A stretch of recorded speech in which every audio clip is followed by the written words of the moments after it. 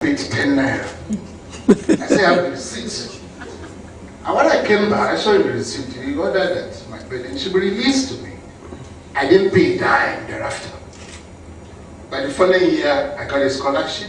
In those days, a lot of money. It was enough to pay my fees, support my sister, etc. That was the experience. And I'm sure it was the same everywhere at the time.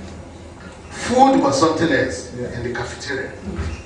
I mean, those days, Sunday, that chicken was like, we used to do it like vulture, big thing. And then you have a coffee pot, you have a teacup, you have fruits, all free. You eat to your heart's delight. I did not talk about quality. In those days, you come here automatically for postgraduate studies. I mean, I finished the BU without being way more than I had it first. I had scholarship to go everywhere to do my postgraduate studies. Glitters. Our children must be brought back to school so that they can learn the skills necessary for not just today's challenges, but for the future. I already mentioned increased funding.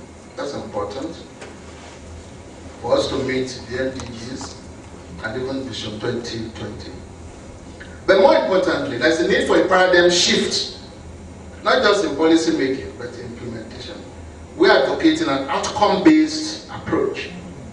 Yeah, it's not enough, like I said, to just fund. Also ask questions. What do? We need to renovate the lecture theatre. We need to do this. What has happened? When you go there, you can see. Go to the High Commission. Anybody who has been to the Nigerian High Commission in the last 1 year, I believe can relate to evidence of some physical transformation going on there. Compared to what it used to be. Divine design. You know, it was something that God wanted, you know, and so you must go with it. You want people to become lay readers and priests and all of that.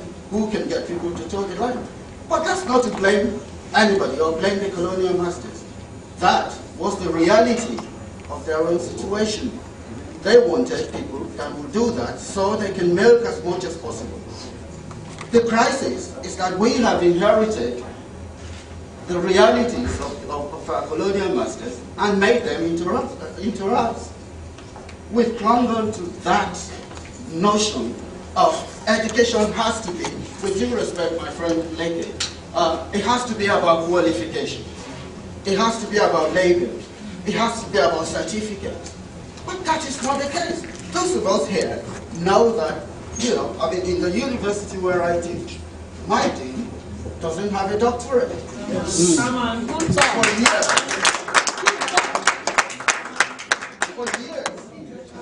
right? In various institutions where I have lectured, I used to be the only one with a doctorate. I happen to have two. One from Nigeria and one from the UK. Yes, sir. You might want to say... Yes, yeah, you might want to say that was the perception that I brought over. That's it. It was the reality that I allowed. The reality of time is not going to let me say anything. Okay, right, noted. Software, computer, you know, programming and all of that. You know, it's huge. And that not only creates the opportunity to improve that provision and raises resources for the country. Why? Because India has kind of embraced its reality. This is where we're strong. This is what we need. And we are going to channel our educational system towards that. The underpinning value of the educational system is instrumental. Yes, and they make no apologies for that.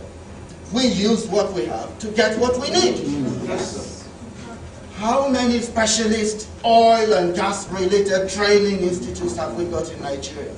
What policies have we got that compels our universities, our colleges of technology, our polytechnics to channel their effort towards developing programs that will help the society develop? Nil. In the 60s, Malaysia sent a delegation to the University of Ife.